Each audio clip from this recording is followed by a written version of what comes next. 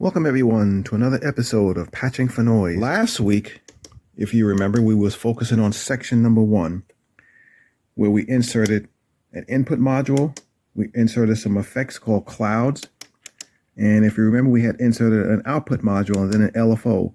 The LFO is on output number 2, going into pretty much any signal source on the Make Noise O-Coast. And then we inserted a sequence module, and we created some values, and that was sequenced in the O-Coast as well. And then we inserted a reverb module, which sounded very good. And basically, we created a basic patch last week, if you remember, and here's what it sounded like. Just a basic sequencer. So now if we take the LFO module, remember we had inserted that, and I have it going into the one of the patches here in the O-Coast. Pretty much I have a sine wave, which is right here on output number 2. And now if we go to the clouds, remember we had inserted that. Let's turn that up.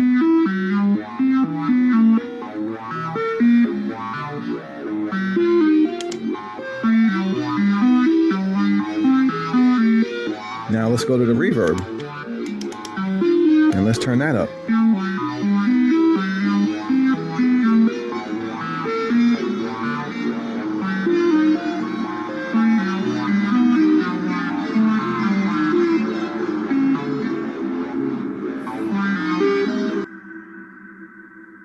Wow, now that is a nice reverb.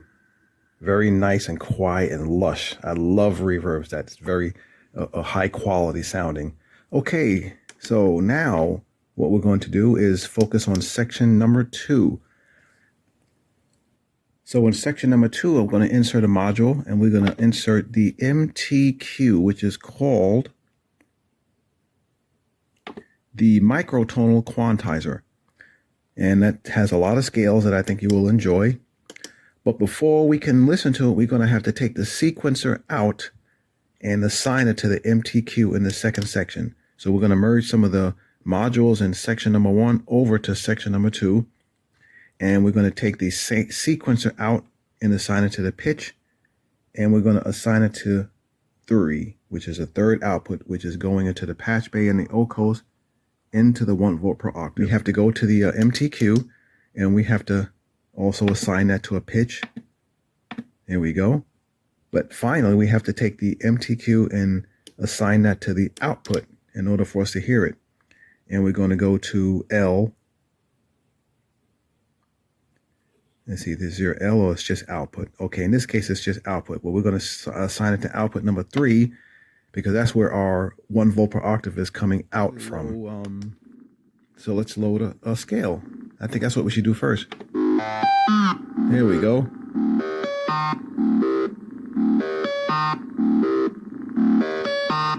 Pretty cool. Let's load another scale.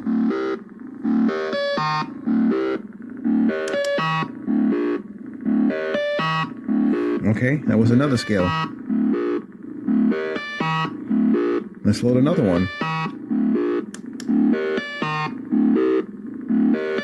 Okay, so it works. So that means we have it connected correctly.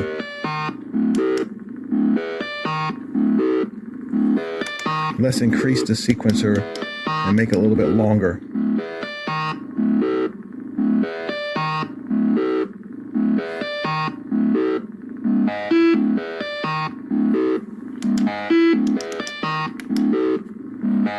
Now there's a directory that I have in here. I don't know if it came with the Percussa, but it's actually labeled scales. Let's load one of those. Okay, very well. That works very good. So that's one module we created. And that's the LFO, remember, from output number 2. And I got everything going into my MK4 through the DJ filter. It's like a swelling sound. I love that sound.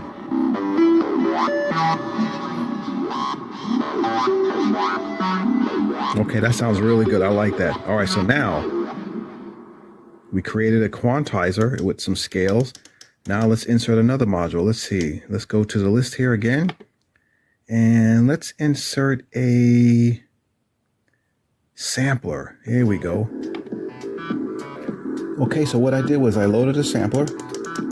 As you can see before you, I got the module right there, sampler. And what I have going is a bass drum, a kick on channel 1, and then I have a hi-hat on channel 2. Let me show you how I did it. Let's go back to the sequencer. All the white values you see is the sequencing for the Ocos. In the blue color, that's my gate. That's for kick. Boom, boom, boom. The yellow is the hi-hat. So I got 2 gates going on. Gate number 1, and I have gate number 2. Let's go back to the settings. So on my sequencer, the only thing I have the sequencer setting to is for the pitch of the quantizer. S is sequencer, and then it's going to the MTO, to the pitch. So that's all we need for the sequencer. Now let's go to the kick drum. G1 is the blue, remember the kick? And that's going to the sampler, SAM, gate number 1, which is the kick. That's what we have it assigned to. Then we go to G2, which was the yellow, remember? And we're going to have that assigned to sampler as well, gate number 2, which is the hi-hat. So now we go to the sampler. Output 1 is really gate number 1, and I have it output on number 5, which is my kick drum. Now I go to output number 2, and then that's assigned to channel 6, which is this one, which is my hi-hat. So if I take that off, so you don't hear the hi-hat no more. So out 2 is really gate number 2 going into 6. Even though it says in 6, it's just being digitally, it's going in the input of patch number 6, but output is going to channel 6, because in the output section, that's where it's ultimately coming from. See, 6. So if I turn that off, you don't hear the hi-hat. Okay, so I hope I explained that right. So now I got my kick drum going, and I have my hi-hat going. Now let's make it more interesting. Let's take the hi-hat only, not the kick drum. We'll leave the kick drum dry, but let's take the hi-hat and let's make that go through a delay module. So let's go ahead and choose a delay module, and I'll go ahead and pick the camera down and I'll explain to you what I did. I decided to use a different sound besides a hi-hat. It's almost like a snare, but then we was going to take that sound and feed it through a delay, which I have through going through a delay. It's a simple delay. You set and forget. So you kind of hear that. I'll show you the sound by itself. So that's the delay right there. Now if I adjust it, you'll hear it disappear.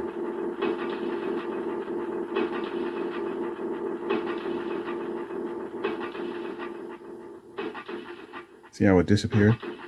So it's not a really fancy delay. It's very simple delay. So you can hear the feedback. So it does work, but when it's crowded around a lot of sounds, you don't notice that much. See, if I turn the feedback, it goes more.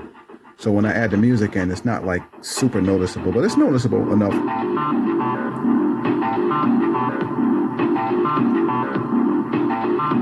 And that's it. There we go, guys. Quantizer with scales, sampler with kick and some glitchy snare, and we got a delay.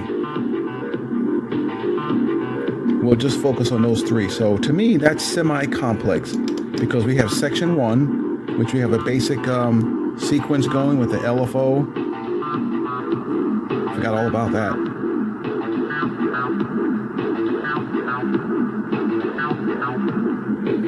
And then we got our clouds. Remember our clouds? We can't forget that.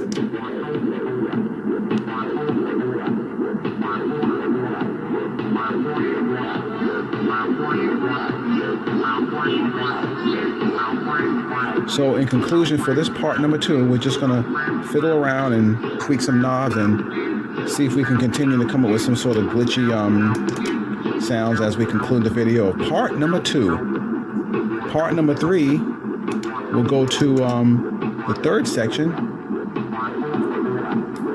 and we'll see if we can introduce the dust of time and the ornament in crime, and we'll see if we can get a whole bunch of stuff going.